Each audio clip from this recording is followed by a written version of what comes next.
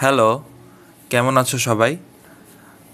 গত ভিডিওগুলোতে আমরা MySQL ওয়ার্কবেঞ্চ কিভাবে ইনস্টল করতে হয় আমাদের লোকাল কম্পিউটারে সেই জিনিসগুলো দেখছি।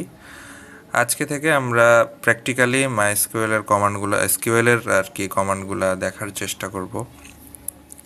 তো সেই জন্য আমরা প্রথমে MySQL ওয়ার্কবেঞ্চ যেটা আমরা ইনস্টল করছিলাম সেটা আমরা ওপেন করব। তো এই হলো আমাদের MySQL ওয়ার্কবেঞ্চের ড্যাশবোর্ড। তো এখান থেকে আমরা এই যে কানেকশনস, যেই কানেকশনটা আমরা ক্রিয়েট করেছিলাম সেই কানেকশনে ক্লিক করব। ক্লিক করার পরে আমাদের সামনে এমন একটা উইন্ডো ওপেন হবে যেখানে আমরা এসকিউএল এর সকল কোয়েরিগুলা লিখব। ঠিক আছে? তো আমরা তো এখনও কিছুই জানি না যে কিভাবে ডেটাবেস ক্রিয়েট করতে হয়, কি করতে হয়, কেমনে কি, কিছুই জানি না। তো প্রথমে আমাদের ডেটাবেস নিয়ে যেহেতু কাজ, সেহেতু আমাদের প্রথমে ডেটাবেস ক্রিয়েট করা শিখতে হবে, তাই না? খুবই ইজি ডেটাবেস ক্রিয়েট করা। তো আমি এই ড্যাশবোর্ডটা সম্পর্কে মানে এই উইন্ডোটা সম্পর্কে একটু বলি। এই যে এই অংশটুকু, এর মধ্যে আমরা মেইনলি এসকিউএল কোয়েরিগুলো লিখব। তারপরে আমরা কোনো ডেটাবেস যদি ক্রিয়েট করি সেটা আমাদের এইখানে দেখাবে। ঠিক আছে? মানে ডেটাবেস কয়টা ডেটাবেস এখানে আছে, হ্যাঁ, তার মধ্যে টেবিল কী কী আছে সব আমরা এই বাম পাশটাতে দেখতে পাবো। আর এই যে অ্যাকশন আউটপুট, এই জায়গাটাতে আমরা মেইনলি লগ দেখতে পাবো যদি কোনো এরর থাকে বা কোডটা ঠিকঠাক রান হচ্ছে কি না, এখানে আমরা সেই জিনিসগুলো দেখতে পাবো। আমরা কোয়েরি লিখলে সেটা বুঝতে পারবো। এখন ফাঁকা, কিছুই নাই। তো আমরা শুরু করি। আমরা প্রথমে একটা না অনেকগুলো ডেটাবেস ক্রিয়েট করব। তাহলে আমাদের পরবর্তী কোয়েরিগুলা মানে এক্সিকিউট করলে বোঝাটা ইজি হবে। তো প্রথমে আমরা ডেটাবেস ক্রিয়েট করব। ডেটাবেস ক্রিয়েট করার জন্য আমাদেরকে একটা কিওয়ার্ড লিখতে হয়, সেটা হলো ক্রিয়েট ডেটাবেস। তারপরে ডেটাবেসের নাম, হ্যাঁ, তো আমরা লিখে ফেলি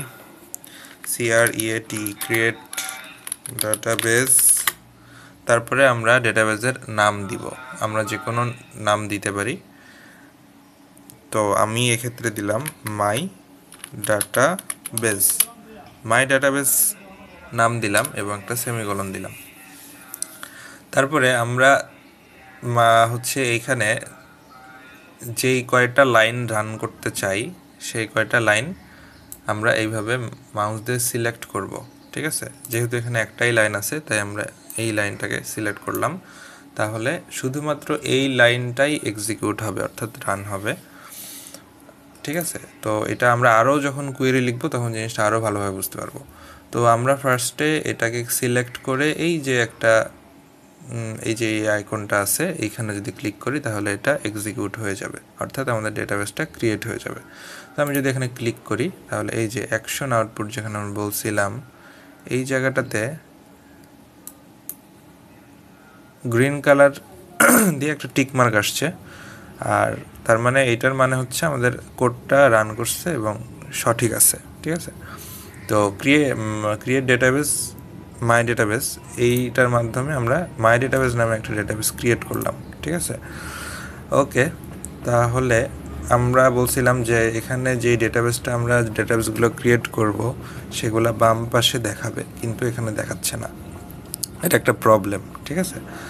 তো এটা অটোমেটিক্যালি এখানে দেখাচ্ছে না, আমাদেরকে ম্যানুয়াল প্রসেসে যাইতে হবে। অর্থাৎ এই যে এখানে একটা রিফ্রেশ বাটন আছে, রিফ্রেশ আইকন, এখানে যদি আমরা ক্লিক করে দিই তাহলে এই মাই ডেটাবেসটা এখানেও শো করবে। তো আমরা ক্লিক করি, এই যে ক্লিক করার সাথে সাথে মাই ডেটাবেস নামে এই ডেটাবেসটা আমাদের এখানে দেখাচ্ছে। ঠিক আছে?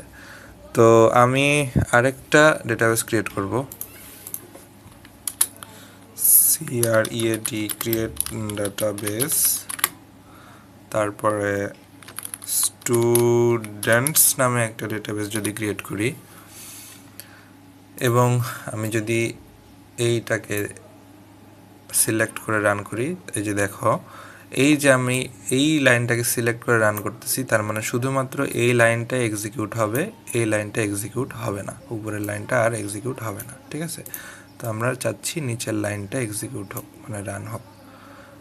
তো আমরা এটাকে যদি ক্লিক করে দিই, এই যে ক্রিয়েট ডেটাবেস স্টুডেন্টস এই নামে ডেটাবেস ক্রিয়েট হয়ে গেছে।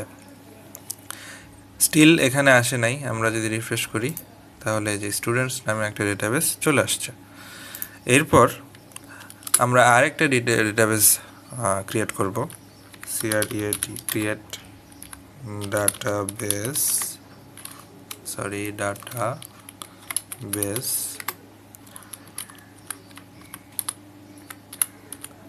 প্রোডাক্টস নামে একটা যদি ডেটাবেস ক্রিয়েট করি এবং শুধুমাত্র এই লাইনটা আমরা চাচ্ছি রান হোক।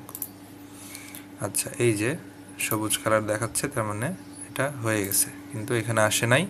আমরা যে রিফ্রেশ দিলে এই যে প্রোডাক্টস নামের একটা ডেটাবেস চলে আসছে। তো আমাদের এতগুলো ডেটাবেস ক্রিয়েট করার উদ্দেশ্য হলো যে আমরা তো একদম ফ্রেশ ওয়ার্কবেঞ্চে কাজ করতেছি, এখানে আমাদের কোনো ডেটাবেস ক্রিয়েট করা নাই বা ডেটাবেস লোড করা নাই। ঠিক আছে, তো আমরা 3টে ডেটাবেস ক্রিয়েট করলাম। এইবার আমরা যদি আমাদের এই সিস্টেমে কয়টা ডেটাবেস লোড করা আছে বা ক্রিয়েট করা আছে এইটাকে যদি আমরা অন্যভাবে একটু দেখতে চাই, ঠিক আছে, যেমন আউটপুটে দেখতে চাই, ঠিক আছে, সেটার জন্য আমাদেরকে একটা কমান্ড লিখতে হবে। সে কমান্ডটা হলো SHOW শো ডাটাবেসেস। এই যে শো ডেটাবেসেস এইটা যদি আমরা রান করি তাহলে আমাদের আউটপুটে ডেটাবেসগুলো দেখাবে, এইখানে যতগুলো ডেটাবেস আছে সবগুলাই দেখাবে। ঠিক আছে, তো এটা যদি আমি রান করি, এই যে আমাদের এটা হচ্ছে আউটপুট এরিয়া, এইখানে এই যে ডেটাবেসগুলো দেখাচ্ছে। হ্যাঁ, এই যে কিছু ডেটাবেস আমি বলছিলাম যে ওয়ার্কবেঞ্চে ডিফল্ট অবস্থায় থাকে, সেগুলো তো থাকবেই, প্লাস এই যে আমরা স্টুডেন্টস, তারপর প্রোডাক্টস, হ্যাঁ, তারপরে হচ্ছে মাই ডেটাবেস, এই যে 3টা ডেটাবেস আমরা ক্রিয়েট করেছি সেটাও দেখাচ্ছে। ভালো কথা। এরপরে আমরা ডেটাবেস ক্রিয়েট করা দেখলাম, এরপরে আমরা ডেটাবেস ক্রিয়েট করা দেখলাম, এরপরে আমরা ডেটাবেস কিভাবে ড্রপ করতে হয়, অর্থাৎ ড্রপ মানে ডিলিট করতে হয়, সেটাও আমরা দেখব। তো এটাও খুবই ইজি।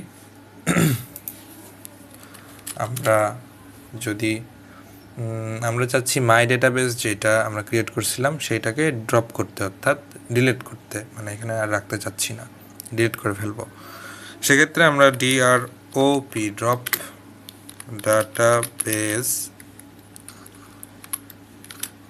ড্রপ ডাটাবেস লিখলাম।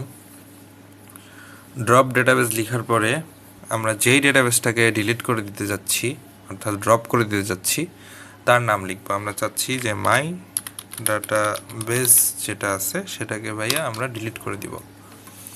তো এটাকে যদি আমরা এক্সিকিউট করি তাহলে এই যে মাই ডেটাবেস নামের এই ডেটাবেসটা এখান থেকে নাই হয়ে যাবে, মানে ডিলিট হয়ে যাবে। আমরা খেয়াল রাখবো, আমরা যদি এটাকে রান করলাম, এই যে মাই ডেটাবেস নামে যেটা ছিল সেটাও চলে গেছে। তো আমাদের যদি তাও বিশ্বাস না হয় তাহলে আমরা এই যে শো ডেটাবেস এটাকে আবার চালায় দেখবো যে আউটপুটে কি দেখায়। এটাকে যদি আমি চালাই তাহলে এই যে এইখানেও সেমভাবে মাই ডেটাবেস আর পাওয়া যাচ্ছে না, মানে এটা ডিলিট হয়ে গেছে। ঠিক আছে, আচ্ছা, ওকে। তাহলে আমরা ক্রিয়েট করা দেখলাম ডেটাবেস, শো ডেটাবেসগুলো আমরা কীভাবে দেখতে পাই সেটা দেখতে পাইলাম।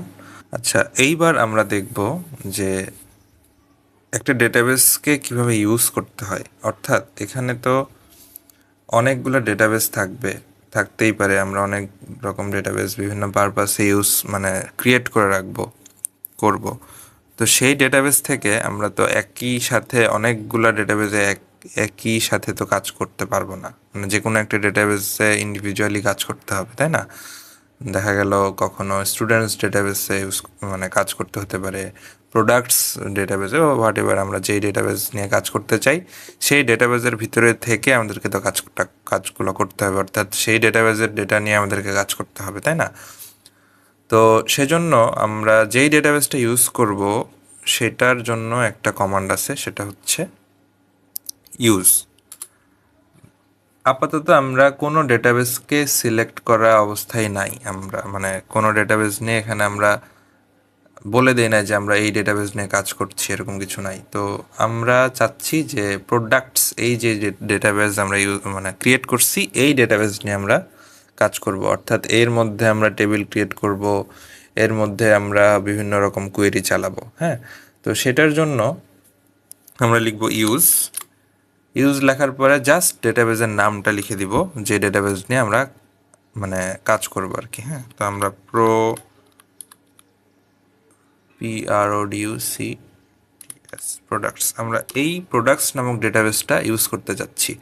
তো আমরা এখানে খেয়াল রাখবো, এই কোয়েরিটা যদি আমরা চালাই তাহলে কি হবে, এই কোয়েরিটা চালালে আমাদের এই প্রোডাক্টস, এই ডেটাবেসটা বোল্ড হয়ে যাবে। অর্থাৎ এই বোল্ড হওয়া মানে বোঝায় এই ডেটা, আমরা এখন বর্তমানে প্রোডাক্টস নামক ডেটাবেসের মধ্যে আছি এবং এই ডেটাবেসে আমরা কাজ করব এরকম। হ্যাঁ, তো এটাকে যদি আমরা চালাই, এই যে প্রোডাক্টস, এই যে প্রোডাক্টস ডেটাবেসটা বোল্ড হয়ে গেছে। অর্থাৎ আমরা এই এখন প্রোডাক্টস নামক ডেটাবেসের মধ্যে আছি। এই ডেটাবেসের মধ্যে আমরা চাইলে টেবিল ক্রিয়েট করতে পারবো এবং অন্যান্য অপারেশন চালাইতে পারবো।